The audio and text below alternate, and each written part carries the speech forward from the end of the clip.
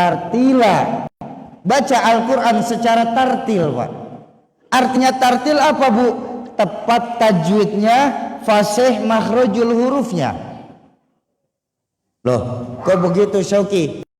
Kenapa mesti baca Al-Quran secara tartil, Syauqi? Karena Bapak Ibu, maaf, saya minta maaf sebelumnya. Bahasa Arab, bahasa Quran itu bahasa Arab, Pak. Bahasa Arab adalah bahasa yang paling susah, Pak, yang pernah ada di dunia ini, Pak. Dalam bahasa Arab sangat berbeda dengan bahasa-bahasa negara lain. Dalam bahasa Arab, Bapak Ibu, salah pengucapan saja bisa mengakibatkan salah pengartian. Contoh dalam bahasa Arab. Nama saya yang diberikan orang tua saya adalah Syauqi. Shin, waw, qaf, ya. Syauq, yang mempunyai arti kerinduan. Tapi ketika tadi Pak Camat kita manggil saya dengan nama Sauqi menggunakan sin, sudah beda arti, Pak. Apa? Pasar. Jauh, Pak.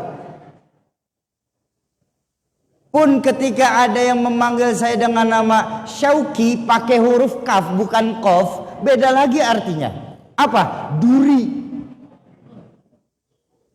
Ada lagi kita di Belitung sering kena nih, Pak.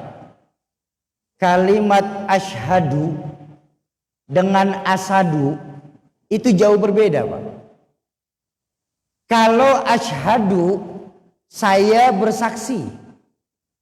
Tapi kalau asadu singa namanya.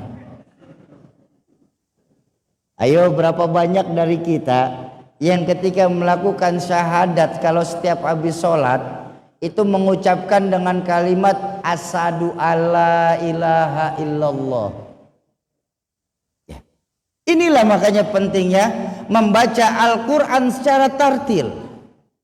Maaf Bapak Ibu, keberkahan saya bersama Al-Quran telah menyampaikan sampai ke pelosok-pelosok di Nusantara ini. Saya masuk ke daerah Sekayu, Pak Camat. Saya masuk lagi di daerah Pekanbaru. Saya masuk lagi di daerah Pontianak. Di pelosok-pelosok di sana saya temukan, Bapak Ibu, ternyata masih banyak masjid dan musola yang ada di pelosok sana yang membaca Fatihah saja salah. Allahu Akbar. Bayangkan, membaca Fatihah bisa salah. Ada beberapa kesalahan yang menurut guru-guru saya yang sering terjadi di masjid dan musola yang ada di Indonesia ini. Pertama, ketika pada kalimat iyyaka na'budu wa iyyaka nasta'in. Di mana Syauqi kesalahannya? Masih banyak yang membacanya iyyaka na'budu wa iyyaka nasta'in. Tidak ditasdid, Pak. Padahal seharusnya iyyaka na'budu. Atau juga ada beberapa daerah yang membacanya iyyaka na'budu wa iyyaka nasta'in. Padahal di situ tidak ada huruf waqaf, Pak. Tapi masih banyak yang membacanya di waqaf, diberhentikan. Ini salah. Itu yang pertama. Yang kedua, pada kalimat an'amta masih banyak yang terbalik ternyata, Pak. An'amta. Bahkan di beberapa musola yang saya dengar amta. Tuh yang kedua tuh, masih banyak yang salah. Yang ketiga, pada kalimat dalam ayat waladhdallin. Masih banyak yang membacanya waladhdallin. Masih dinaikkan intonasi di situ. Padahal dalam kitab Safinatun Najah disebutkan orang yang menggentak kalimat waladhdallin itu sudah gugur sholatnya. Bukankah dalam sholat Fatihah itu sesuatu yang rukun, masuk rukun sholat. Bayangkan Bapak Ibu, ketika Fatihahnya saja imam salah, apalagi bicara soal keseluruhan sholat, maka satu masjid gugur sholatnya. Ini kan prihatin. Makanya guru saya Kiai Rahmat berkata, hanya 30% saja penduduk Islam di Indonesia yang mampu membaca Al-Quran secara tartil. Oke, kalau dalam surah lain setelah Fatihah bagaimana kalau salah? Surah lain itu hukumnya sunnah, Pak. Jadi kalaupun ada kesalahan tidak mempengaruhi sholat. Yang mempengaruhi itu Fatihahnya justru. Tuh. Makanya kata guru saya, hanya 30% saja penduduk Islam di Indonesia yang mampu membaca Al-Quran secara tartil.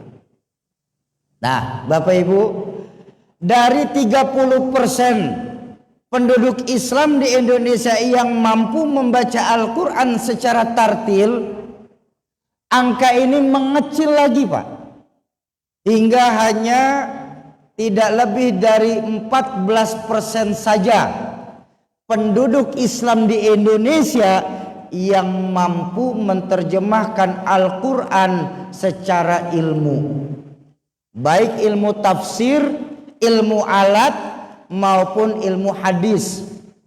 Buat Bapak Ibu yang pernah menikmati indahnya udara pesantren, insya Allah faham bahwa dalam ilmu alat sendiri masih terdiri dari beberapa ilmu, Pak. Di antaranya nahwu, shorof, mantik, bayan, dan balaghah. Oh Syauki, kenapa sih belajar Al-Quran harus segitu susahnya, Syauki? Kan sekarang zaman sudah canggih. Zaman sekarang sudah canggih, ada terjemahan yang dikeluarkan oleh Kementerian Agama. Kenapa nggak belajar dari terjemahan? Nah, Bapak Ibu, maaf sekali maaf. Kalau kita hanya belajar dari terjemahan saja, saya khawatir nanti kita di sini bisa terkena yang dalam bahasa hadis baginda Nabi disebut dhallu fadhallu. Sesat, bahkan bisa menyesatkan, Pak. Kok begitu, Syauki? Karena maaf Bapak Ibu, bahasa Al-Quran ini, bahasa hadis baginda Nabi itu adalah bahasa sastra tingkat tinggi yang pernah ada di dunia ini. Bahasa Al-Quran adalah bahasa sastra tingkat tinggi yang pernah ada di dunia ini. Bahasanya terlalu luas yang apabila kita mau mengambil hukum dari terjemahan saja, kalau hanya untuk memahami arti dari ayat yang kita baca, maka terjemahan boleh dibaca, Pak. Tapi kalau mengambil hukum dari ayat yang kita baca cuma lewat terjemahan, ini bisa menyesatkan, Pak. Contoh. Ada dalam ayat Al-Quran di mana Allah berfirman begini, Pak. Bismillahirrahmanirrahim. Innal ladzina amanu wal ladzina hadu wan nasara was-sabiina man amana billahi wal yawmil akhir wa amila salihan falahum ajruhum 'inda rabbihim wala khaufun 'alaihim wala hum yahzanun. Itu ayat dalam Al-Quran di surah Al-Baqarah. Kita lihat terjemahannya. Sesungguhnya orang-orang yang beriman, innalladzina amanu, sesungguhnya orang-orang yang beriman, walladzina hadu wan nasara was-sabiin, baik mereka dari golongan Yahudi, Nasrani ataupun Sabiin. Man amana billahi wal yaumil akhir, siapa saja di antara mereka yang percaya kepada Allah dan hari akhir, wa amila salihan, dan mereka berbuat baik, falahum ajruhum inda rabbihim, sungguh bagi mereka pahala akan tetap diberikan dari Allah, wala khaufun alaihim, mereka tidak akan pernah merasa takut, walahum yahzanun, dan mereka juga tidak bersedih hati. Itu kalau dari per kalimat. Sekarang kita lihat terjemahan utuhnya. Sesungguhnya orang-orang yang beriman, baik mereka dari golongan Yahudi, Nasrani ataupun Sobiin, siapa saja di antara mereka yang percaya kepada Allah dan hari akhir, serta mereka melakukan kebaikan-kebaikan, sungguh mereka tetap mendapatkan pahala dari Allah. Tidak ada rasa takut sedikit pun dalam diri mereka, juga mereka tidak bersedih hati. Itu terjemahan. Bapak Ibu, kalau kita mau mengambil hukum dari ayat ini, Pak, maaf, insya Allah kita akan terjebak pada pluralisme yang dangkal, membenarkan semua agama.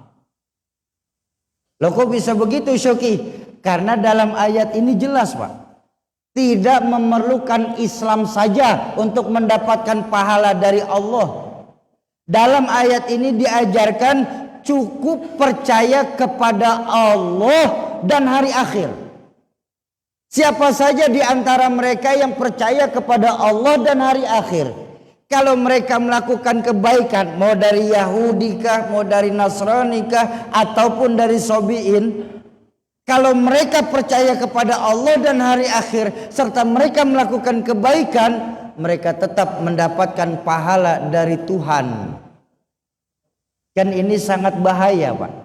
Sangat berbeda dalam surah lain, di mana Allah mengingatkan, wa may yabtaghi ghairal islami dinan falan yuqbala minhu wa huwa fil akhirati minal khasirin. Dan barang siapa yang mencari agama selain Islam, sungguh mereka akan tertolak amaliyahnya, dan mereka nanti di akhirat termasuk golongan orang-orang yang merugi.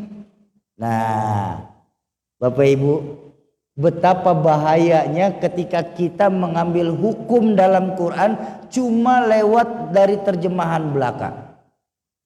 Makanya maaf Bapak Ibu, ayat innalladzina amanu ini ayat yang disenengin oleh orang-orang sekular dan liberal di Indonesia. Mereka lah yang berkata bahwa semua agama benar, semua agama baik. Jadi nggak perlu kita fanatik kepada satu agama. Ini kan bahaya, Pak. Kalau semua agama mengajarkan kebaikan, saya setuju. Semua agama mengajarkan kebaikan. Tapi kalau bicara semua agama benar, tolong jangan titik di situ. Semua agama benar, koma, bagi pemeluknya masing-masing, baru titik. Kok begitu Syauki? Saya khawatir Pak, kalau di Pulau Belitung ini berani bilang semua agama benar, nanti akan ada di sini Islam ke Kristen-Kristenan, Kristen yang ke Buddha-Budaan, Buddha yang ke Hindu-Hinduan, Hindu yang ke Konghucu-Konghucuan. Akhirnya kita di Belitung sudah tidak lagi menggunakan paham agama. Kalau di Belitung paham agama sudah tidak terpakai lagi, maka maaf, dua hal ini, ateis dan komunis, mereka sudah berhasil masuk ke Belitung tercinta kita ini. Inna lillahi wa inna ilaihi. Syauki, kamu lupa ya? Kenapa Pak? Kita tinggal di Indonesia loh Syauki. Lalu kan semua agama ada di Indonesia. Jadi ya kan kita harus menghormati sesuai dengan asas Pancasila, mengajarkan nilai-nilai toleransi.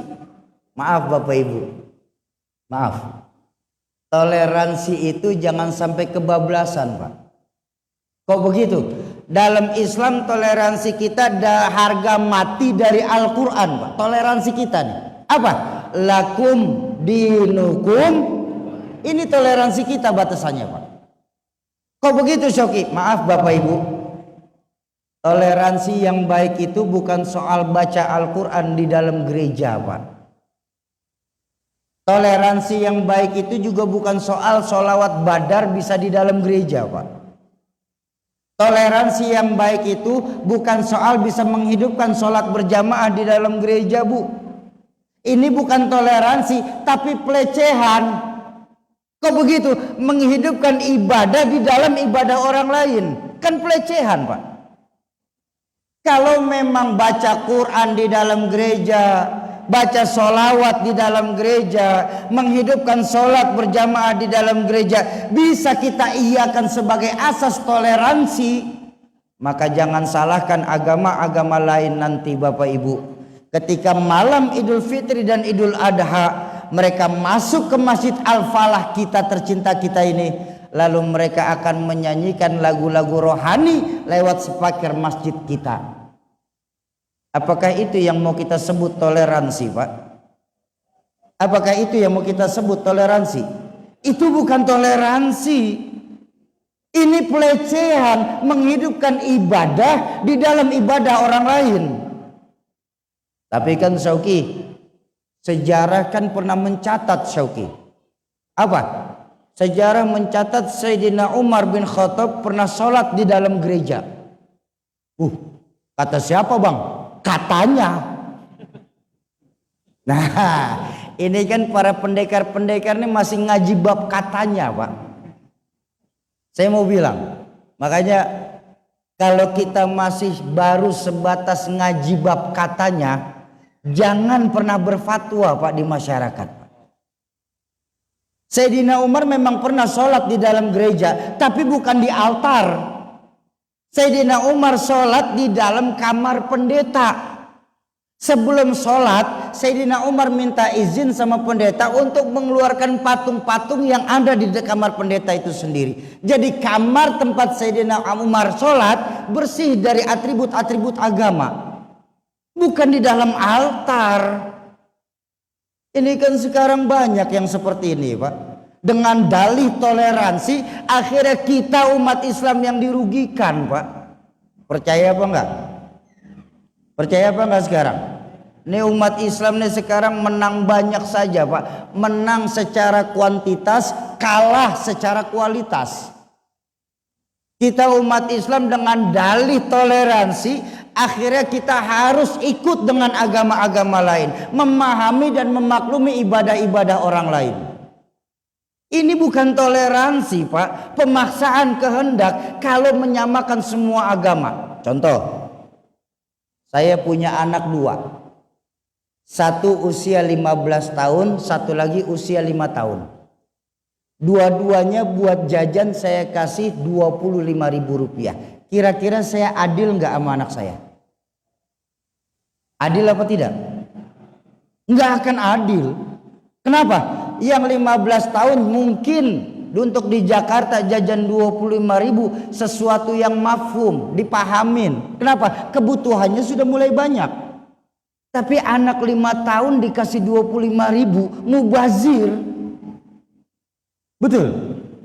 Kita masyarakat Islam hampir 80%, Pak, di Indonesia. Masa iya harus setara dengan agama-agama lain yang jauh di bawah Islam itu sendiri? Ini bukan toleransi, pelecehan kepada Islam. Dan kitanya umat Islam iya saja, Pak. Ada satu contoh nyata. Ini terjadi, Pak, di Masjid Wakaf orang tua saya, Rahmatul Abrar Ki Zainuddin MZ. Beliau meninggalkan wakaf untuk umat berupa Masjid Fajrul Islam. Satu malam di bulan Ramadan, memang kebiasaan orang tua saya itu, Pak, ketika Ramadan baca Al-Quran tidak boleh berhenti sebelum jam 1:30 malam. Bahkan beberapa kali sampai menjelang sahur, 1:30, jam 2. Baik. Pas beliau wafat, kami meneruskanlah apa yang dijalankan orang tua kami. Baca Quran sampai jam 1, jam 1:30. Satu malam ada orang datang ke masjid. Sekitar jam 9:30 datang ke masjid. Selamat, kebetulan saya yang menghadapi. Alhamdulillah, kebetulan saya yang menghadapi. Selamat malam. Malam. Saya ingin bertemu pengurus masjid. Saya bilang, ya boleh, langsung bicara sama saya. Kebetulan saya juga salah satu pengurus. Ada apa, Pak? Maaf, saya mengajukan opsi keberatan kepada Masjid Fajrul Islam. Saya kaget. Tuh, keberatan kenapa sih? Bukankah pemerintah sudah menetapkan kalau sudah jam 10 ke atas speaker masjid harap dimatikan? Kalaupun boleh pakai speaker dalam. Saya bilang, baik. Sebelum saya turutin perintah Bapak, saya pengen tanya dulu. Bapak ini agamanya apa? Saya bukan Islam. Oh, baik. Bapak bukan Islam. Saya bukan Islam. Sekarang pertanyaan saya nggak mau matiin speaker masjid, Pak. Kesalahan bukan ada di kami. Kesalahan adanya di Bapak. Kaget ya. Kok kesalahan ada di kami? Bapak tinggal di masyarakat Islam. Pak, dari 11 bulan saya bilang. Dari 11 bulan kami cuma minta 1 bulan, Pak. Kami menikmati indahnya udara Ramadan.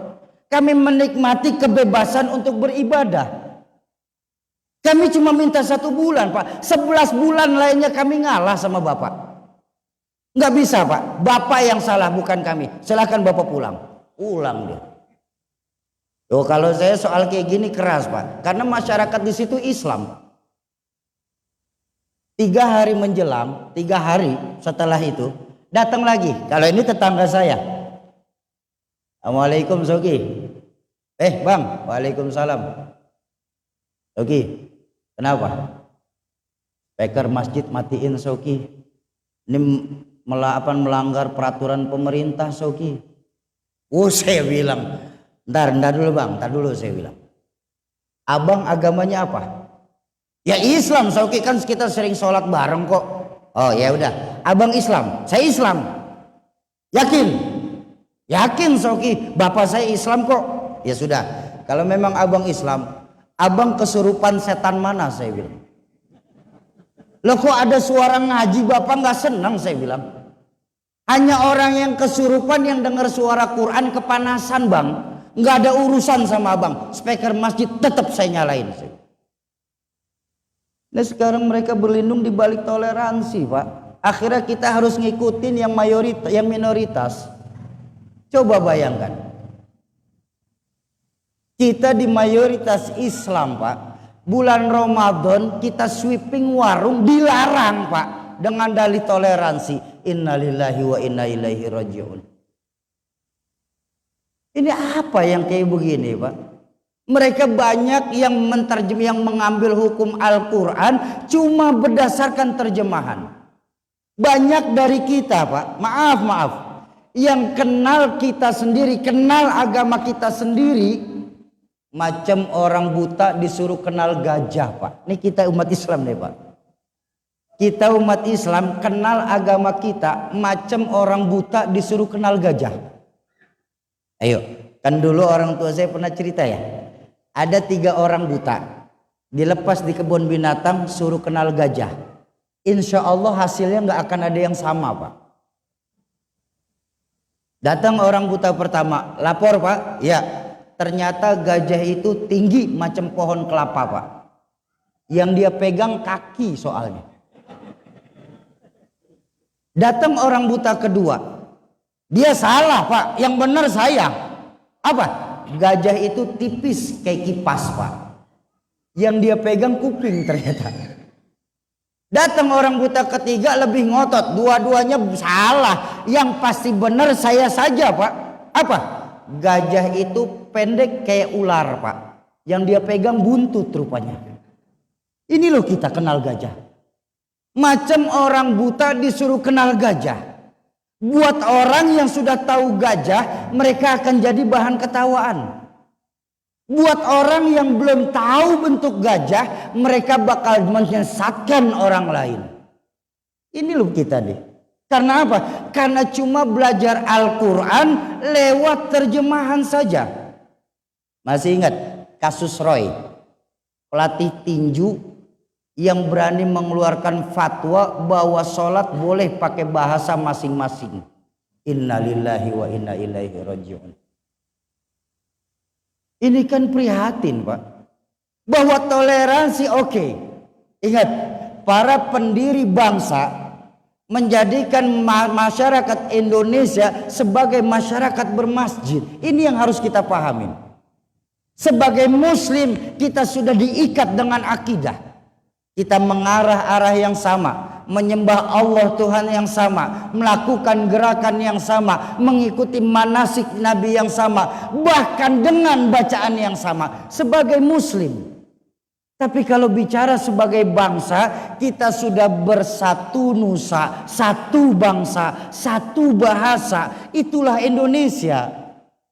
Jangan lagi bicara kamu datang dari mana, kamu sukunya apa, kamu agamanya apa. Toleransi iya, fanatik nanti dulu.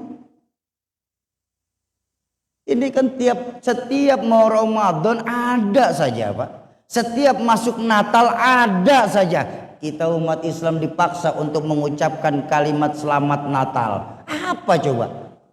Dari saya SD permasalahan ini, dari era Pak Harto sampai Pak SBY permasalahan ini nggak ada kok, Pak. Yang mengucapin silahkan, mengucapin yang enggak juga enggak ada masalah. Tapi mereka berlindung, maaf, dengan dalih toleransi. Sadar atau tidak sadar, bibit-bibit disintegrasi sudah mulai terjadi di Indonesia ini, Pak.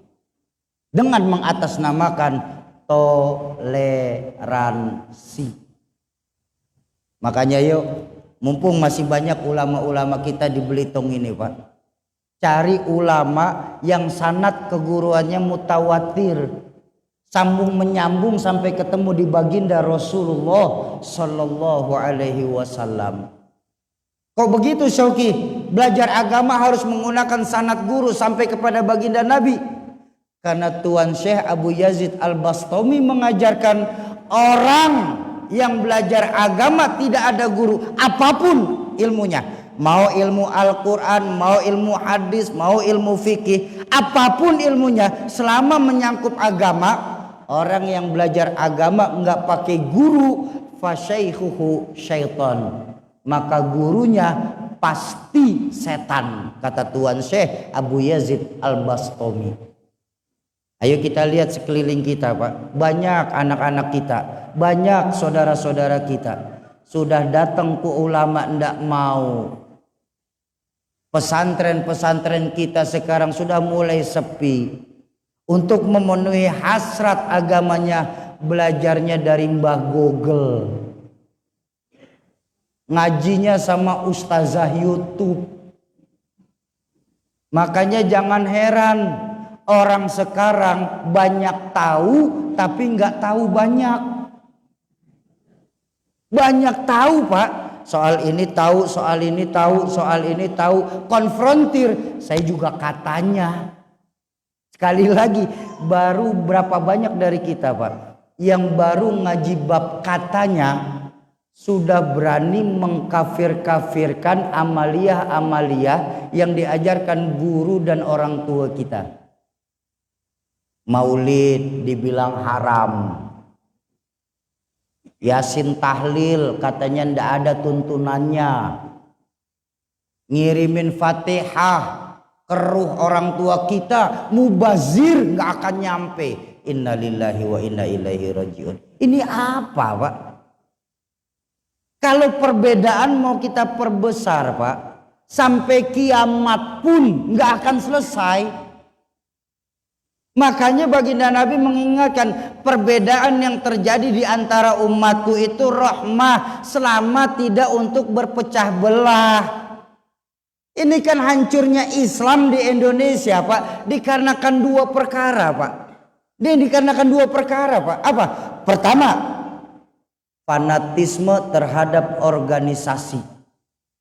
Seolah-olah kalau bukan dari organisasi kita, semua salah amaliyahnya. Itu yang pertama tuh. Yang kedua, semakin banyaknya orang munafik dalam diri Islam itu sendiri. Coba.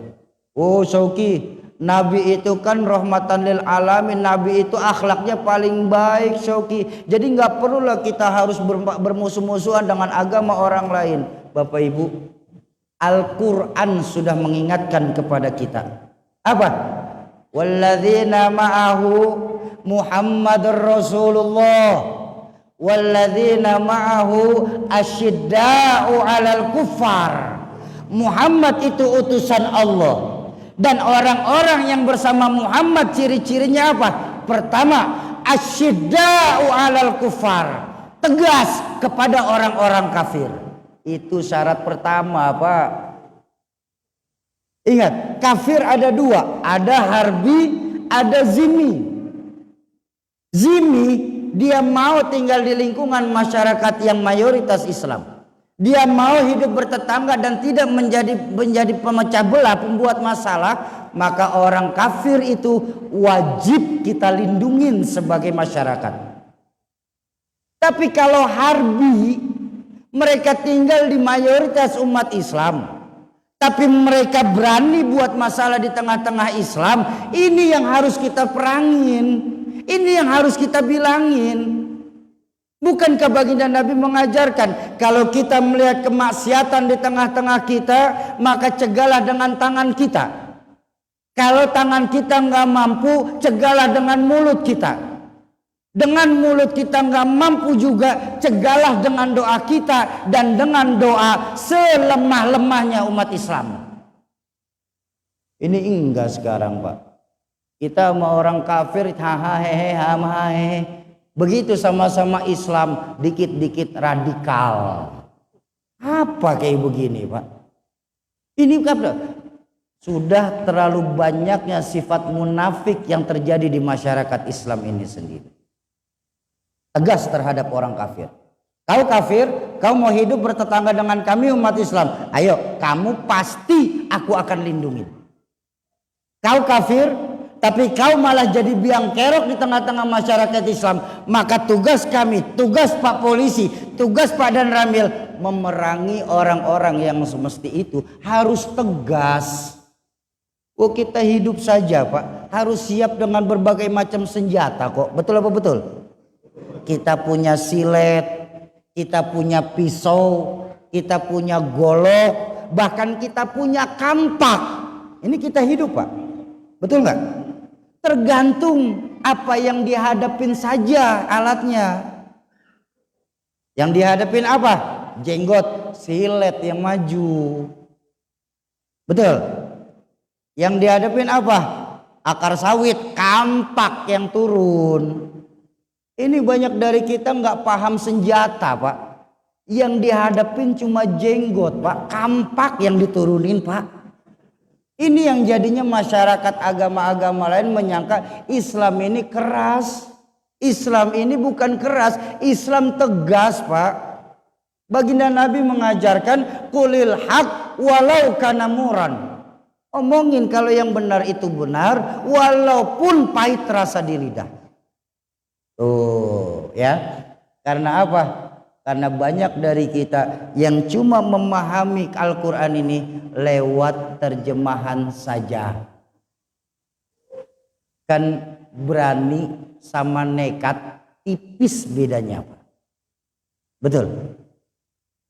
Allahu Akbarnya benar, Pak. Tapi kalau sapi lagi ngamuk, minggir. Betul. Jangan bilang Allahu Akbar, sapi kecil, Allah yang gede. Silahkan di depan sapi ngamuk, Pak. Ababak belur juga kita, Pak. Makanya yuk umat Islam, mumpung masih banyak ulama-ulama di tengah-tengah kita, ambil ilmu beliau. Dan ingat, saya ingatkan sekali lagi tanpa saya putus asa, carilah guru yang sanad keguruannya mutawatir sampai ketemu di baginda Rasulullah Shallallahu Alaihi Wasallam. Tuh ya, hanya 14% saja yang mampu menerjemahkan Al-Quran lewat ilmunya. Nah, Bapak Ibu, ada angka yang paling memprihatinkan dari 14% ini apa? Dari 14% yang mampu menerjemahkan Al-Quran lewat ilmu, ternyata tidak lebih hanya 4% saja penduduk Islam di Indonesia ini yang mampu mengamalkan isi kandungan Al-Quran itu sendiri. Tanyalah sama kita, Pak. Sering Al-Quran menyuruh kita ke barat, justru kita pergi ke timur.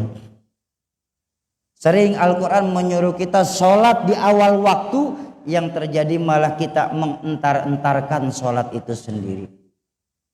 Al-Quran menyuruh kita untuk mengeluarkan harta di jalan Allah, tapi dengan dalih irit dan hemat, kita mengeluarkan harta di jalan Allah pun irit dan hemat, Pak. Ini loh kita, hanya 4% saja penduduk Islam di Indonesia ini yang mampu dan mau mengamalkan apa yang Al-Quran perintahkan buat kita.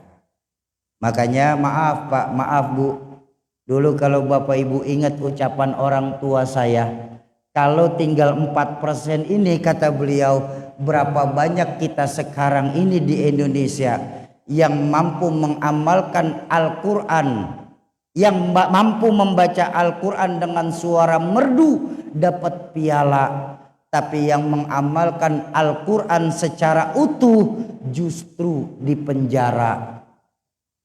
Bapak Ibu, atas dasar itulah kami dari Kampung Quran Juara ini datang ke Belitung ini, Pak, berharap malam hari ini Bapak Ibu mau ikut berpartisipasi dalam rangka wakaf dan menghidupkan kembali Al-Quran di tengah masyarakat Belitung ini, insya Allah. Bapak Ibu jamaah ma'asyiral muslimin dan muslimat, para calon penghuni surganya Allah yang dicintai Allah Subhanahu wa taala. Baik, itu pembukaan saja. Sampai jam berapa ngaji? Sampai jam 12. Sanggup? Enggak kompak. Kuat? Saya enggak. Yang kuat terusin, saya Pak Kapolsek, Pak Ramil, Pak Camat pulang sudah. Baik. Bapak Ibu jamaah ma'asyiral muslimin dan muslimat yang berbahagia, peristiwa Isra dan Mi'raj adalah satu peristiwa yang hanya bisa ditangkap dengan nilai-nilai iman. Bukan otak nggak mampu, tapi otak kita terlalu kecil untuk memahami peristiwa sebesar Isra dan Mi'raj. Bagaimana mungkin bisa otak sekecil punya kita di Belitung ini, Pak, memahami peristiwa sebesar Isra Mi'raj? Ayo, baginda Nabi dalam melakukan perjalanan Isra dan Mi'raj menempuh 3 buah alam. Alam nasut, alam malakut, alam lahut. Alamnya manusia, alamnya malaikat, dan alam ketuhanan. Batasannya di mana, Syauki? Minal Masjidil Haram ilal Masjidil Aqsa. Itu alam manusiawi, Pak. Alam kita semua ini.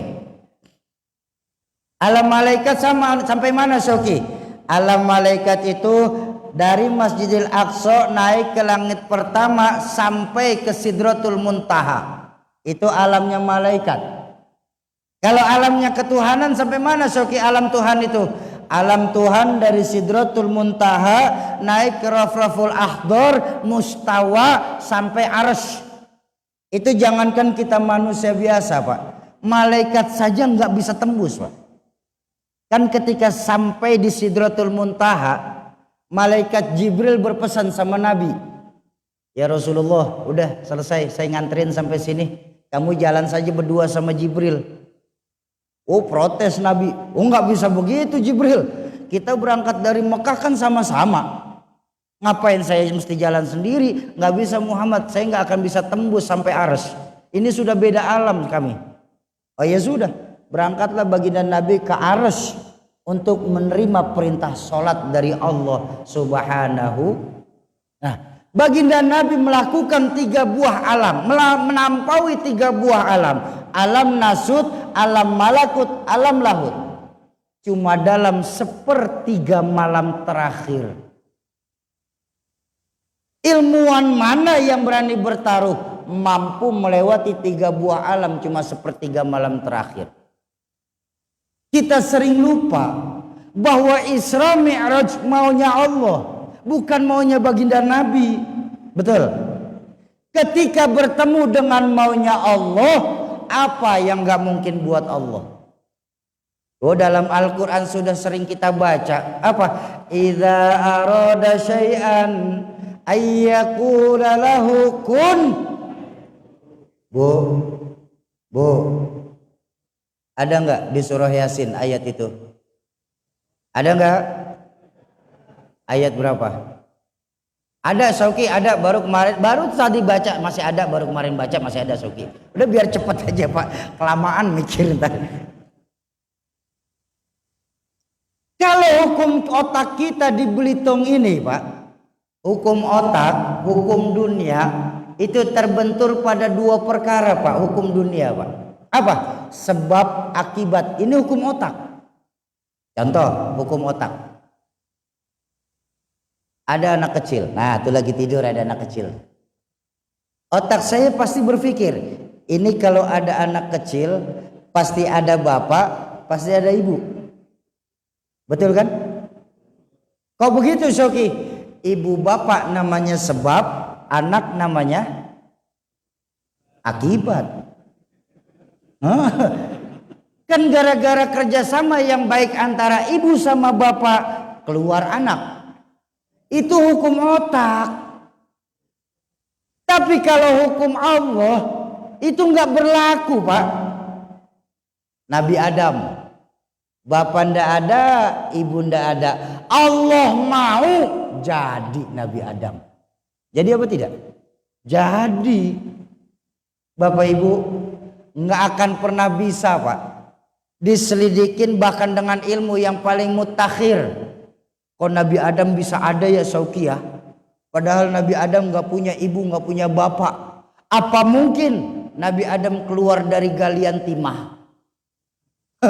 Di sini otak mesti tahu diri bahwa itu bukan wilayah kamu, tak. Bukan otak, otak.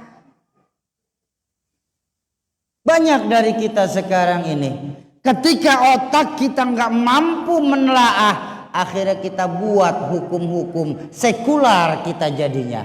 Contoh, macam kalau Bapak Ibu ingat yang belum lama terjadi, Habib Kribo.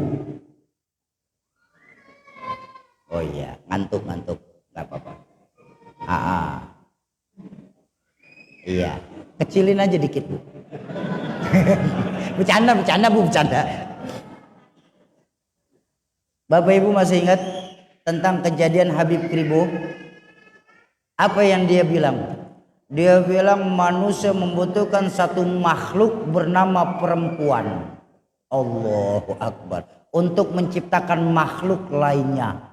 Makanya nilainya kita kepada perempuan itu jatuhnya bukan bakti kepada orang tua, tapi ibadah di mata Habib Kribo. Innalillahi wa inna ilaihi raji'un.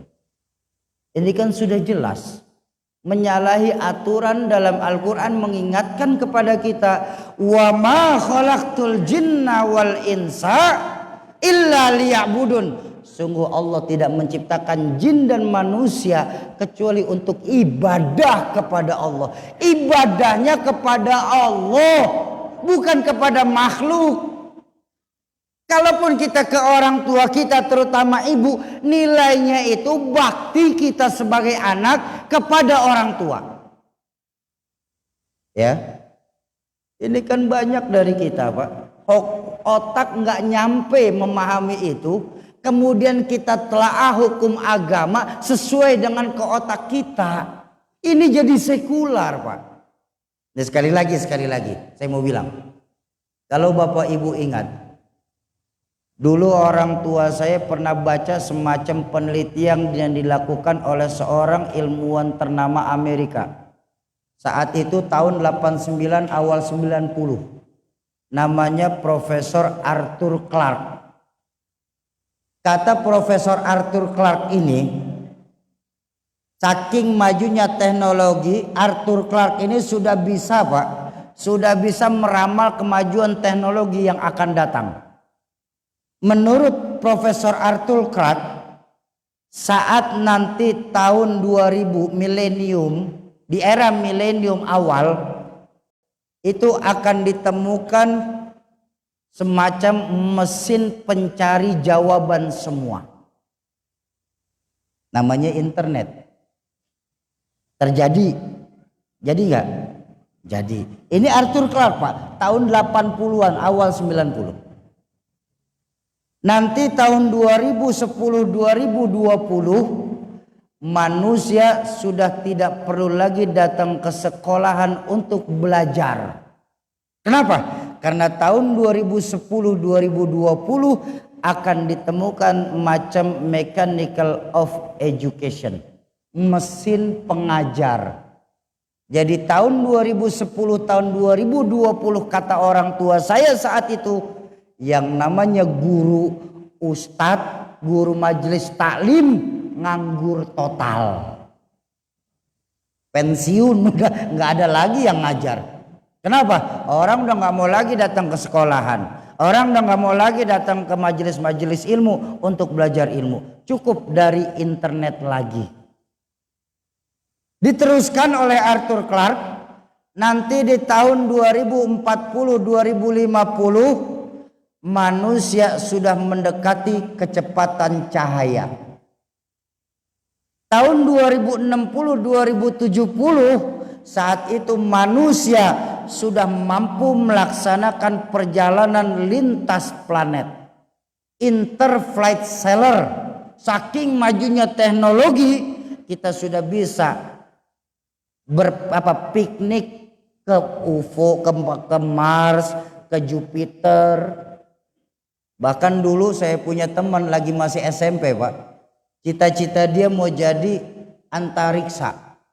Obsesi dia mau mendaratkan pesawatnya di matahari. Saya bilang, ngaco kamu. Gimana bisa mendaratin matahari? Kan matahari panas. Disautin sama teman saya. Saya kan berangkatnya malam-malam.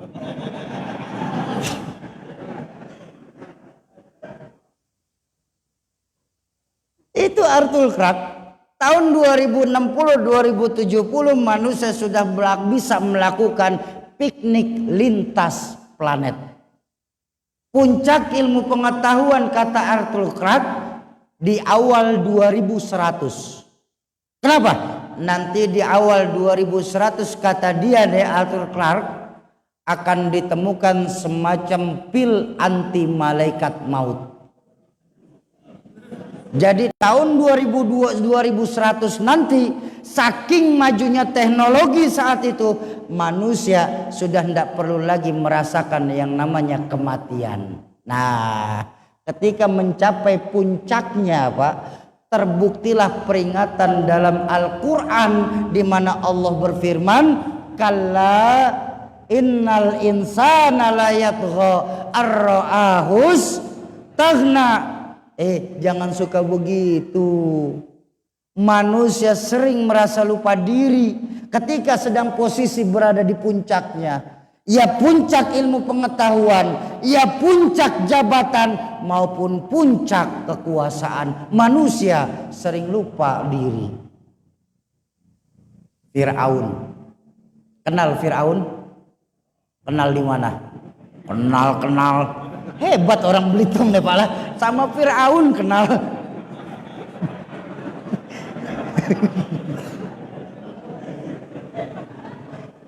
Oh tahu dari sejarah ya. Fir'aun. Maaf, sejarah mencatat Pak. Fir'aun itu tadinya cuma raja biasa Pak. Cuman karena keenakan jadi raja dan tidak ada pendukungnya yang ngomong tidak kepada Fir'aun, di puncak kekuasaannya Fir'aun merasa dirinya jadi Tuhan. Bahkan keluar kalimat Fir'aun, ana rabbukumul a'la, akulah Tuhanmu yang paling tinggi. Fir'aun di atas puncak kekuasaan merasa jadi raja, jadi Tuhan. Fir'aun. Fir'aun di puncak kekuasaan, kelamaan jadi raja, ngaku jadi Tuhan. Fir'aun kelamaan jadi raja, pengennya jadi Tuhan, Pak. Makanya kalau ada pejabat yang kelamaan menjabat itu anak buahnya Fir'aun tuh. Allah.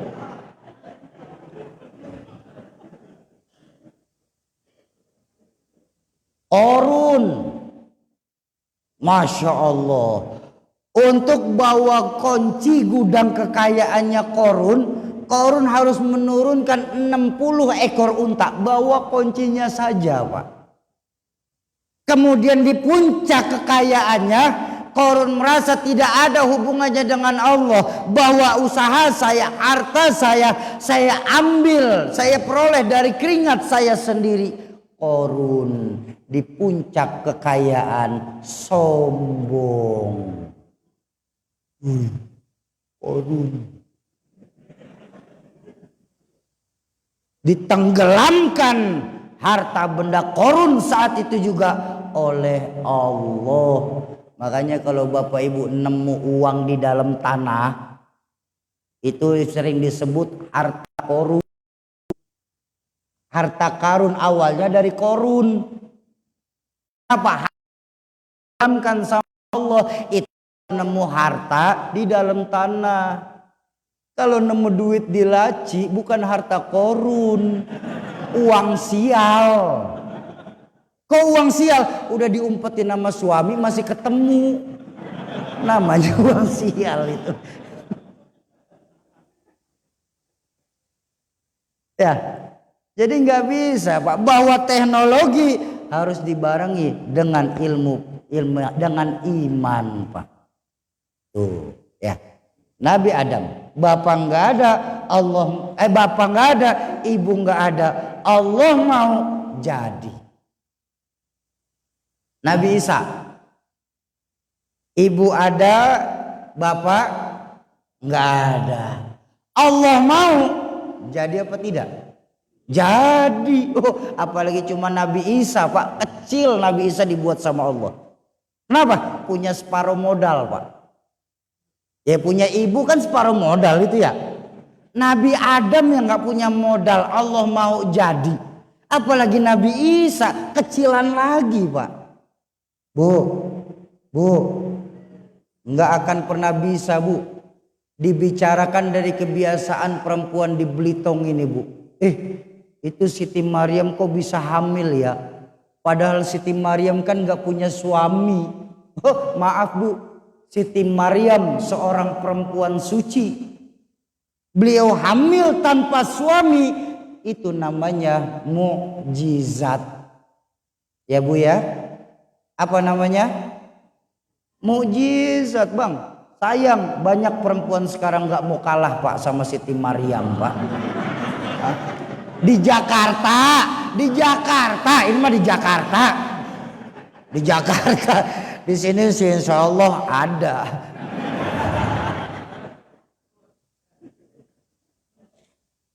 Jadi jangan sampai lupa, Pak, bahwa ilmu pengetahuan harus dibarengi dengan iman, baru nyambung.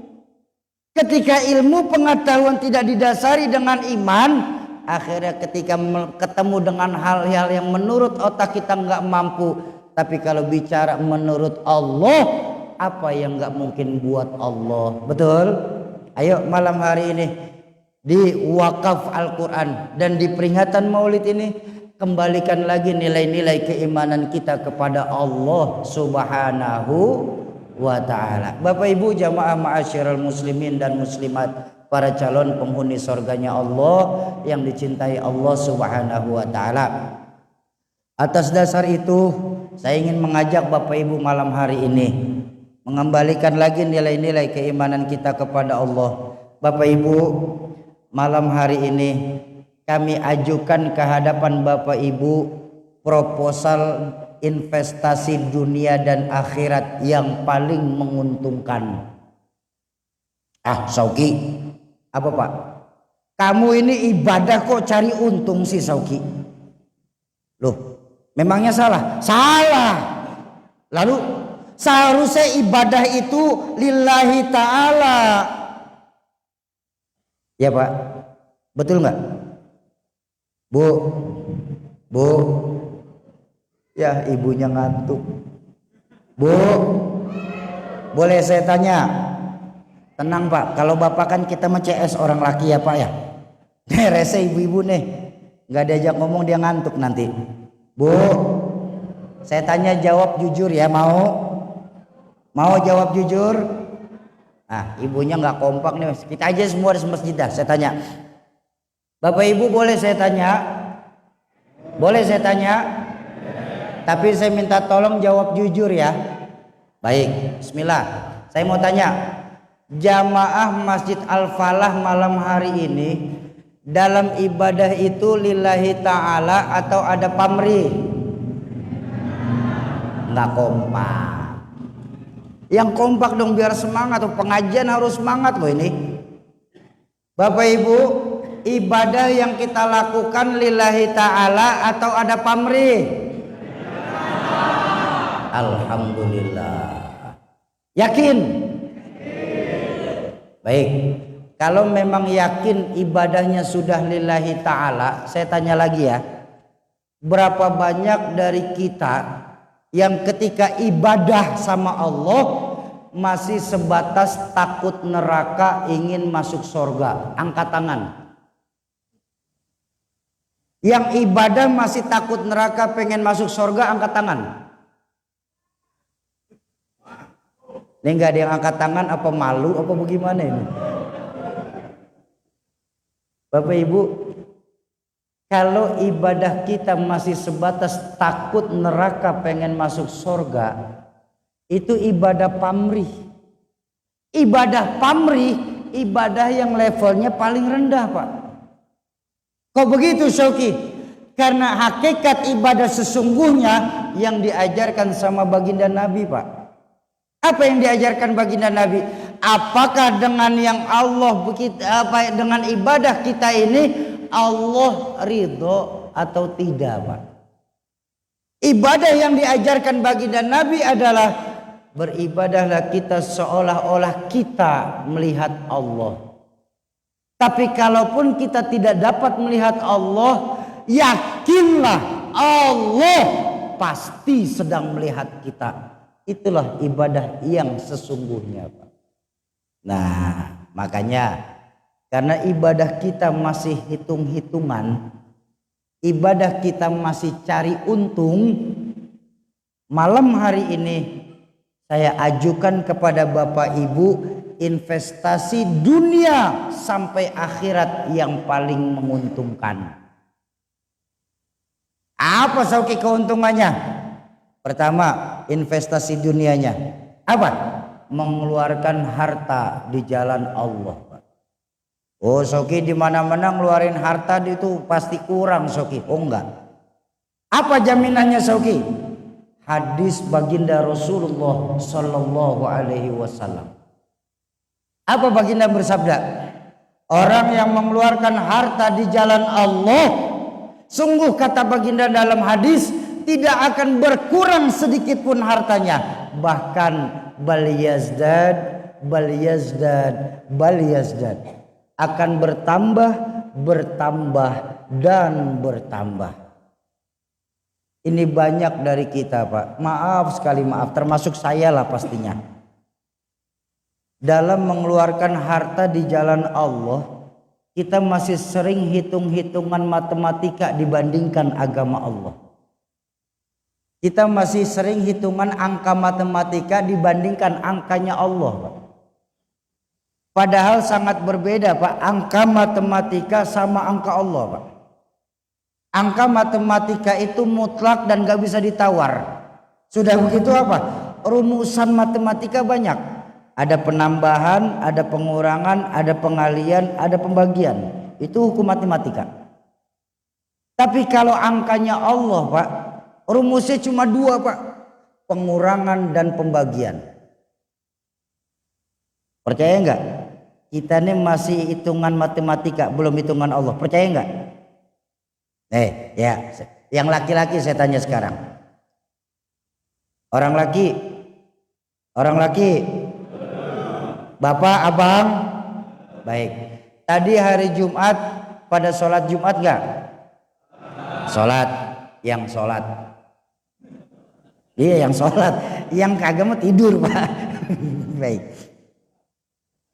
Biasa kalau di Jakarta Pak Camat, sebelum khotib naik itu ada kotak amal lewat. Di sini sama nggak? Ada beberapa masjid sama ya? Baik. Anggaplah sama. Ataupun di depan. Kita tahu tuh sebelum masuk masjid depan kita ada kotak amal. Sebelum masuk masjid kita sadar Pak, di kantong kita ada duit 100.000, 50, 20, 10, 5.000, 2.000. Berapa yang kita masukin ke kotak? Ya sudah, dah nggak usah lama-lama, udah ngomongin 2.000. Oke, yang penting kan namanya berinfak di jalan Allah ikhlas Sauki, betul. Yang penting ikhlas, ya Pak ya. Soal banyaknya nomor 1 Pak. Bener Pak. Ini saya kasih tahu ya Pak ya. Wakaf itu daripada kecil nggak ikhlas, lebih baik besar tapi ikhlas Pak. Lah kok begitu?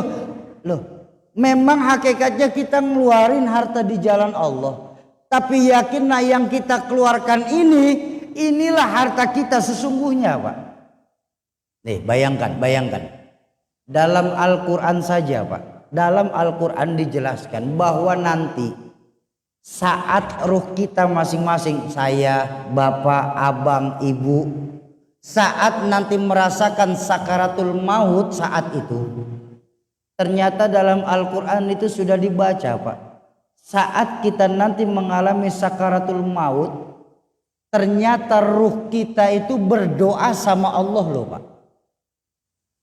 Saat kita lagi payah menghadapi sakaratul maut, ruh kita berdoa Pak sama Allah. Apa doa kita, ruh kita kepada Allah saat itu Pak ternyata? Silahkan buka dalam Al-Quran. Doa ruh kita kepada Allah saat mengalami sakaratul maut apa? Rabbi laula akhartani ila ajalin qarib. Ya Allah, kalau bisa tunda sebentar kematian saya ya Allah, tunda sebentar. Payah saya merasakan sakaratul maut ini ya Allah. Sakit ya Rabb sakaratul maut ini, tunda sebentar ya Allah. Kalau engkau mengabulkan doaku saat ini ya Allah, sungguh fa'asaddaqa, saya akan bersedekah yang banyak ya Rabb. Pertanyaan saya dulu kepada guru, kenapa sih dalam ayat ini kok malah ruh kita bilang bersedekah? Bukankah amal yang paling baik itu sholat? Bukankah amal yang baik juga termasuk membaca Al-Quran? Tapi enggak dijelaskan tuh Pak. Kalau Allah mengabulkan doaku saat ini ya Allah, saya akan sholat setiap waktu, saya akan baca Al-Quran setiap hari hatam. Enggak Pak. Justru ruh kita berkata fa'asaddaqa, saya akan bersedekah yang banyak. Kenapa justru malah bersedekah Pak? Karena pahala sedekah dalam kitab Daqaiqul Akhbar dijelaskan meringankan rasa sakit sakaratul maut. Allahu Akbar. Saya nggak bisa bayangkan Pak. Rasa sakit sakaratul maut dijelaskan dalam kitab tersebut ada 3 Pak jenisnya. Pertama, bagaikan 30 kali tebasan pedang yang paling tajam Pak. 1 kali tebasan pedang putus, 2 kali, 30 kali tebasan pedang yang tajam. Riwayat lain mencatat dalam kitab tersebut bagaikan dihujani oleh ribuan jarum secara bersamaan. Kita suntik vaksin aja lompat Pak. Ini ribuan jarum secara bersamaan. Bahkan dalam hadis baginda Nabi bersabda, rasa sakit sakaratul maut itu bagaikan dikuliti hidup-hidup dari ujung kaki sampai ujung pala, Pak. Begitu rasa sakitnya sakaratul maut. Mampukah kita menahan sakaratul maut itu sendiri? Jangan bicara dikuliti, Pak, hidup-hidup, Pak. Bapak punya luka yang baru mau sembuh. Kalau di Jakarta namanya koreng, di sini apa namanya? Sama ya? Sama. Koreng kita, Pak, koreng ya. Walaupun cuma segini, Pak, coba Bapak cabut gitu. Perihnya itu baru koreng, Pak. Baru koreng tuh. Bayangkan seluruh tubuh kita dikuliti hidup-hidup. Mampukah kita menghadapi sakaratul maut cuma dengan amal yang kita miliki, Pak? Sedangkan Imam Hasan Al-Basri mengajarkan bahwa sungguh hidupnya manusia, sungguh kehidupan dalam jasad manusia tidak lebih dari 3 hari, Pak. Yaumul bukra, yaumul ghad, wa yaumul ad. Hari kemarin, hari esok, dan hari ini. Allah Akbar. Hari kemarin sesuatu yang sudah lewat, nggak akan pernah bisa kita ulang kembali. Ya Bu ya. Bapak Ibu yang mungkin 30 tahun lalu masih gagah, masih seger. Setiap Bapak Ibu senyum, orang akan terpana dengan senyumannya. Tapi tengoklah sekarang. Gigi satu demi satu sudah mulai permisi. Rambut tanpa kita sadarin sudah mulai memutih.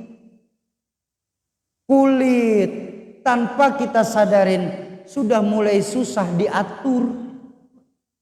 Yang satu ditarik, yang sini turun. Yang sini ditarik, jidatnya turun. Udah susah mau diapain juga. Kulitnya sudah keriting. Hari kemarin sesuatu yang sudah lewat dan gak akan pernah kita bisa ulang kembali. Hari esok sesuatu yang misteri dan kita gak akan pernah tahu apakah kita masih bertemu di hari esok. Makanya diajarkan oleh Imam Hasan Al-Basri, yang terbaik adalah hari ini. Mumpung kita masih bertemu saat ini, Pak. Ya, apalagi kita masih bertemu di indahnya udara Rajab, Pak. Dari 11 bulan yang Allah ciptakan, dari 12 bulan yang Allah ciptakan, Allah memiliki 4 bulan istimewa di sisi Allah. Yang dalam Al-Quran tertulis minha arba'atun hurum. 4 bulan istimewa buat Allah ini, di mana pahala dilipat gandakan. Soki ngomong tuh yang benar saja lah. Pahala nggak kelihatan, Soki. Tahu dari mana? Itulah keadilannya Allah, Pak, sama kita, Pak. Bisa bayangkan, Pak, ketika pahala dan dosa Allah kasih tahu sama kita. Maaf, seumpamanya Bapak Ibu tahu seberapa besar dosa saya yakin Bapak Ibu nggak akan mau duduk sama saya malam hari ini. Kenapa? Jelas dan pasti dosa saya jauh lebih banyak daripada dosa Bapak Ibu yang Bapak Ibu lakukan. Saya umur muda, tapi dosa saya jauh lebih banyak dari yang Bapak Ibu lakukan. Atau sebaliknya, kalau saja pahala Bapak Ibu Allah tampakkan, maka bisa dipastikan kita akan mengecilkan amaliyah-amaliyah orang-orang lain di sekitaran kita. Itulah adilnya Allah. Pahala dan dosa Allah tidak kasih tahu saat ini di dunia. Cuma jangan sampai lupa, Pak. Ada hidup sesudah mati, ada akhirat sesudah dunia.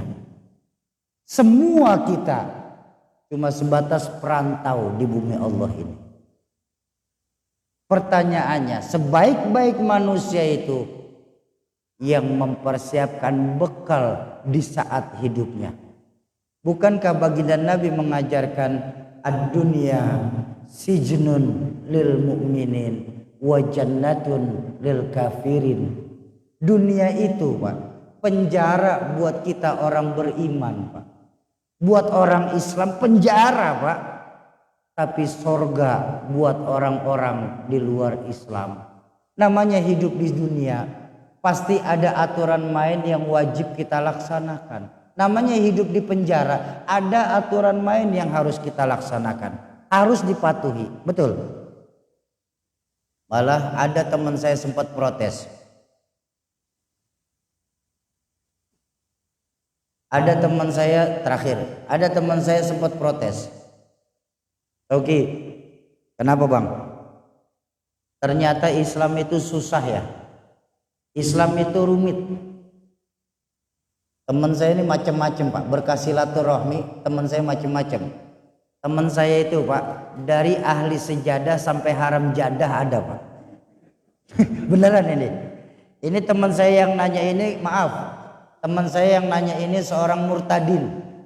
Tadinya Islam, cuma dia sudah keluar dari Islam. Satu sore lagi kumpul, dia protes sama saya. Karena saya rapi sholat, baru balik lagi ke tempat perkumpulan. Dia protes, ini Shoki, saya tidak senangnya sama Islam. Islam itu rumit katanya. Rumit bagaimana? Islam ini susah Shoki. Semua nggak boleh dalam Islam.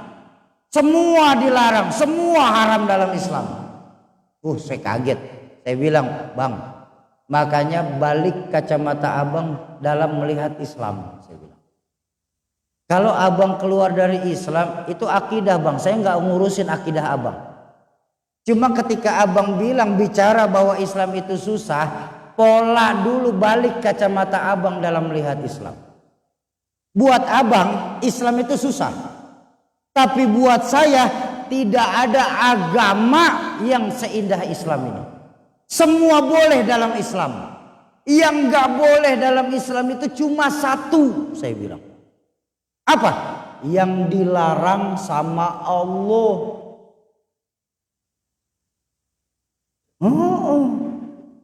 Ayo, benar kan? Kalau yang nggak dilarang, boleh apa nggak? Boleh dapat pahala bahkan.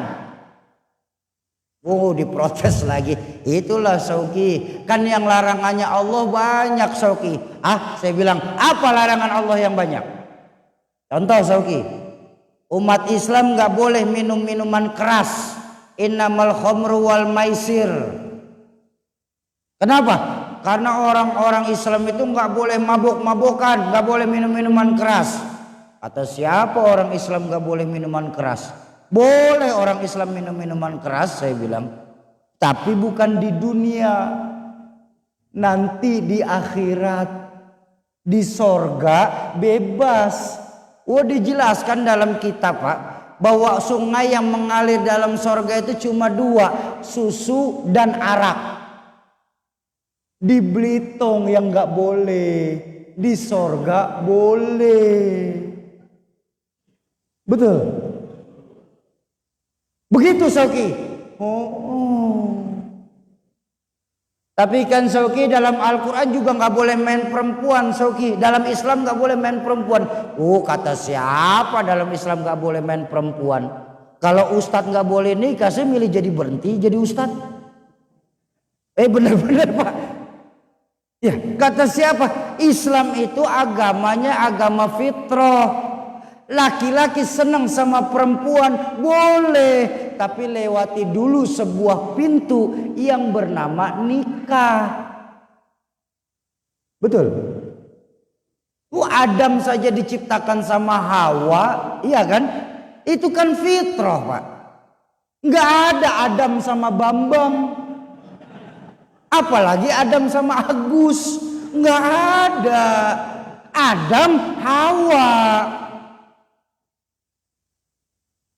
Jadi boleh, tapi lewati dulu pintu yang bernama pernikahan. Tapi Shoki, Islam itu nggak boleh kita berjudi, karena kan judi itu bagian menghambur-hamburkan duit. Sungguh katanya Allah nggak suka dengan orang-orang yang membazirkan harta. Saya bilang, kata siapa kita nggak boleh membuang-buang duit? Justru dianjurkan dalam Islam. Tapi namanya bukan judi, namanya sedekah. Betul. Saya bilang sama kawan saya, Pak, abang main judi 10 kali, bandar kasih menang sekali, abang udah girang. Kita sedekah 10 kali kepada Allah, 10-10-nya Allah kasih untung. Man jaa bil hasanah falahu asyru amthaliha. Siapa yang berbuat satu kebaikan, sungguh Allah akan lipat gandakan 10 kali lipat. Masya Allah. Tuh investasi dunianya, Pak. Sungguh Allah akan melipat gandakan harta yang kita keluarkan di jalan Allah. Investasi akhiratnya apa, Syauki? Syauki, saya juga pengen sebenarnya banyak. Tapi kan saya nggak punya duit, Syauki. Nah, ini dia masalahnya nih, Pak, Bu. Yang nggak punya duit itu kita, Pak. Allah Maha Pemberi rezeki. Bahwa benar, niat itu Allah akan ganti dengan 10 kebaikan. Benar. Tapi dalam kitab Iqna yang saya belajar sama guru saya, Al-Mukarram Ustadz Muhammad Nasrullah, diajarkan sama beliau bahwa untuk mendapatkan pahala niat bukan cuma niat saja, Pak. Contoh. Saya niat insya Allah sholat subuh di Masjid Al-Falah. Niat saya. Tapi sampai azan saya nggak beranjak dari kamar hotel kami, Pak. Itu nggak dapat pahala, Pak. Nggak dapat pahala niatnya, Pak. Tapi kalau saya niat sholat subuh di Masjid Al-Falah, lalu saya berangkatlah dari jam 3:30 hotel kita di kota, perjalanan 1 jam. Ternyata sampai sini sholat subuh sudah selesai, saya dapat pahala sholat subuh berjamaah niatnya. Kenapa? Karena saya sudah membuktikan jalan ke sini. Ayo dalam Al-Quran saja kalimatnya itu man jaa bil hasanah. Jaa di situ, maaf sedikit belajar ilmu nahu. Jaa di situ itu kan fi'il madhi. Apa fi'il madhi? Lampau. Artinya lakuin dulu, baru Allah akan ganti 10. Yoi. Malam ini kami nggak minta secara cash kepada Bapak Ibu. Kami cuma minta niat komitmen dengan menitipkan dan menuliskan nama Bapak Ibu di dalam formulir-formulir yang nanti adik-adik kita yang akan sebarkan. Bapak Ibu cukup tanda tangan, nggak perlu ngeluarin duitnya sekarang. Duitnya nanti bisa 5 hari, bisa seminggu, bahkan silakan ketika ada rezeki baru bayar itu. Yang penting kalau ingin mendapatkan 10 kebaikan dari niat, ayo kita catat nama kita dulu di situ. Maka yakinlah Allah akan memberi kita kemudahan untuk membayarkan apa yang kita niatkan. Ya, Pak, ingat Allah itu menciptakan segala sesuatu itu berpasangan, Pak.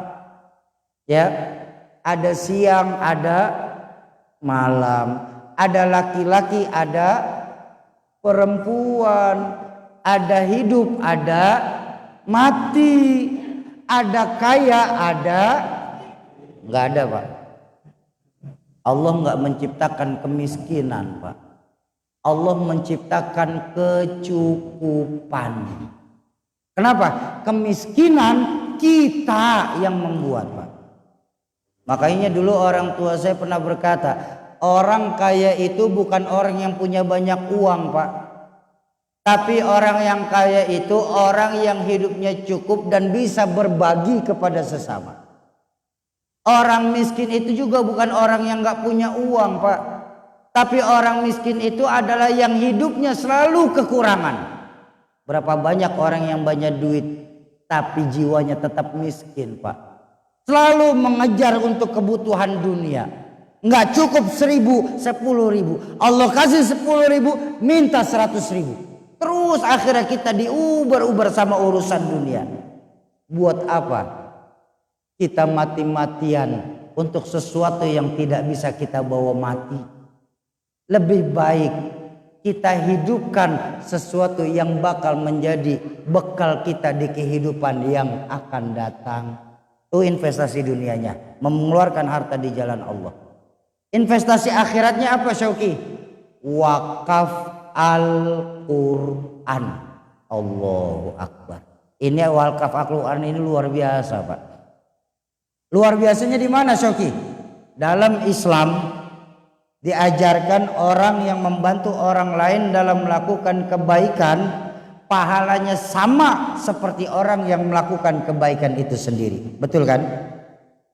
Contoh saja biar lebih mudah. Bapak Ibu setiap Ramadan mau berdiri di pinggir jalan tuh untuk memberikan takjilan buat berbukanya para musafir. Kok mau? Karena guru-guru kita mengajarkan insya Allah pahala puasanya musafir yang kita berikan makanan kita kedapatan tanpa ngurangin pahala dari musafir itu sendiri. Betul? Itu takjilan Pak. Ini kita bicara Quran Pak. Di mana dalam hadis baginda Nabi orang yang membaca Al-Quran kebaikannya apa? Setiap hurufnya berbalas 10 kali lipat. Allahu Akbar. Enggak ada Pak kebaikan yang dibacanya dibalas 10 kebaikan macam Al-Quran Pak. Sauki, kamu salah ngaji nih Sauki. Pahala sholat berjamaah itu lebih gede Sauki 27 kali daripada sholat sendiri. Betul ya? Betul kan? Sholat berjamaah 27 kali lebih baik daripada sholat sendiri. Betul? Maaf Bapak Ibu, yang dihitung sama Allah 1 kali sholat, bukan setiap rokaat Allah kasih 27. Sedekah, Bapak Ibu ngeluarin harta sedekah 10 juta bahkan, yang Allah ganti 10 jutanya Pak, bukan setiap rupiahnya. Tapi kita bicara Al-Quran, Nabi menjamin setiap huruf yang dibaca akan mendapat 10 kebaikan. Bahkan ditegaskan Pak, laisa alif lam mim harfun. Alif lam mim itu bukan 1 huruf Pak dalam Al-Quran. Akan tetapi alif 1 huruf, lam 1 huruf, mim 1 huruf. Bayangkan Bapak Ibu, berapa banyak investasi akhirat kita nanti Pak. Ketika Al-Quran yang kita baca, yang kita wakafkan akan dibaca oleh para santri-santri, orang-orang yang siap membaca Al-Quran. Yang buat saya Pak, saya nggak muluk-muluk Pak. Al-Quran yang saya wakafkan baru dimulai baca bismillah saja saya sudah bersyukur Pak. Bismillahirrahmanirrahim. Berapa huruf dalam bismillah? 19. 19 kali 10 190. Paling tidak ada 113 surah dalam Al-Quran yang menggunakan bismillah. Itu baru bismillah Pak. Apalagi ketika Al-Quran kita dibaca, itu baru membaca. Apalagi ketika Al-Quran kita dibuat menghafal, akan lebih banyak lagi. Tapi Syauki, kenapa mesti wakaf Syauki? Memang kenapa nggak sedekah saja Syauki? Bu, Pak, maaf sekali. Yang kami ajukan ini adalah pahala yang terbaik. Memang bedanya di mana Syauki? Bapak Ibu sedekah bentuknya sama Al-Quran, ya, sedekah Al-Quran. Ketika Al-Quran yang Bapak Ibu sedekahkan ini sudah tidak bisa dibaca, mungkin karena sudah kelamaan atau mungkin karena halamannya sudah banyak yang sobek, maka pahalanya ketika Al-Quran tidak digunakan lagi, pahalanya berhenti sampai situ. Tapi ketika wakaf Al-Quran Pak, betapapun Al-Quran kita sudah hilang tertelan waktu, tapi karena keberkahan dari Al-Quran yang Bapak Ibu wakafkan, ada hafalannya yang nempel di otak mereka, walaupun cuma bismillah, maka bismillah itulah yang akan nemenin Bapak Ibu sekalian pahalanya terus sampai sambung menyambung. Iya kalau cuma sendiri. Ternyata kalau Al-Quran Bapak Ibu wakafkan dibaca oleh salah seorang santri yang kemudian mereka lulus dari pesantren hafal Quran, mereka punya santri lagi, akan semakin panjanglah aliran pahala kita. Maka saya bilang, inilah investasi dunia dan akhirat yang kami ajukan kepada Bapak Ibu sekalian. Ayo Bapak Ibu, jangan pernah kita sia-siakan, mumpung kita masih di bulan Rajab ini, kita siapkan mengeluarkan harta yang terbaik yang kita punya untuk agama Allah.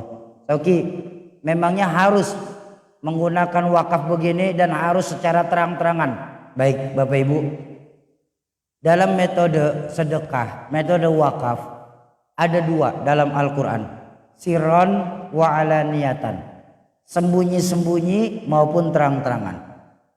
Tapi saya ngaji dari guru saya Al-Mukarram Kiai Haji Fakhruddin Al-Bantani, diajarkan sama beliau bahwa sembunyi-sembunyi itu bagus, tapi lingkupnya kecil buat diri kita saja.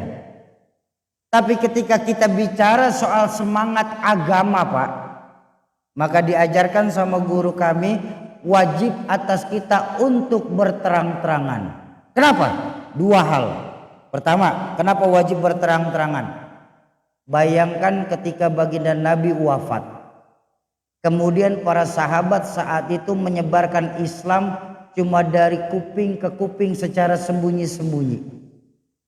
Apakah mungkin di Belitung ini kita bisa menikmati indahnya Islam? Itu yang pertama. Kapan Islam bisa jaya? Yang kedua, maaf sekali maaf. Mereka yang berbuat maksiat saja saat ini sudah berani berterang-terangan Pak. Kenapa kita yang berdiri di atas Al-Quran justru maunya secara sembunyi-sembunyi Pak? Berterang-terangan bagus, menimbulkan motivasi. Apa motivasinya? Ketika nanti, kemarin-kemarin sudah terjadi Pak, alhamdulillah, ada saudara kita secara ekonomi jauh di bawah kita, tapi mereka berani angkat tangan untuk ikut wakaf yang besar.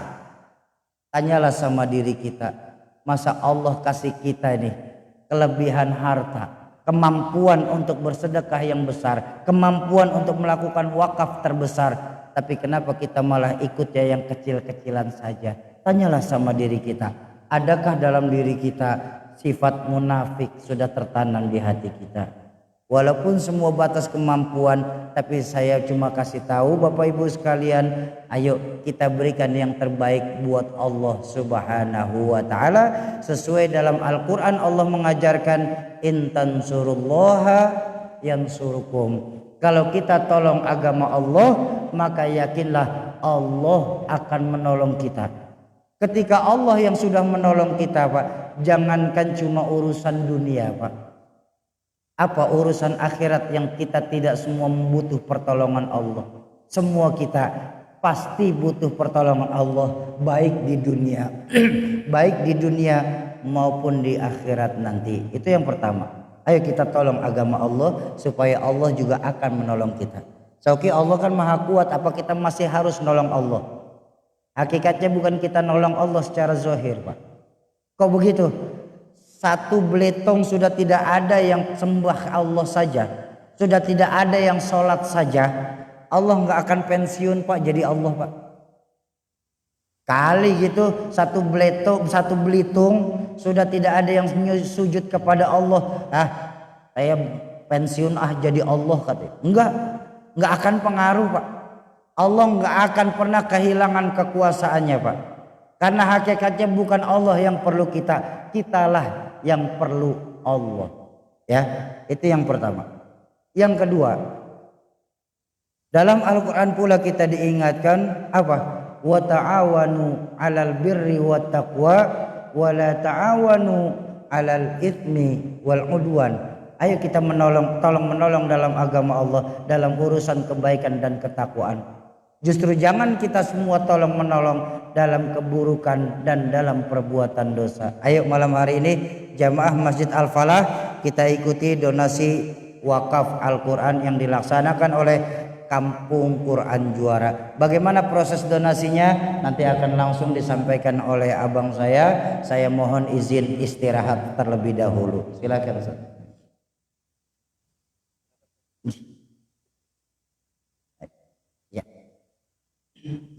Insyaallah kita akan masuk ke sesi selanjutnya.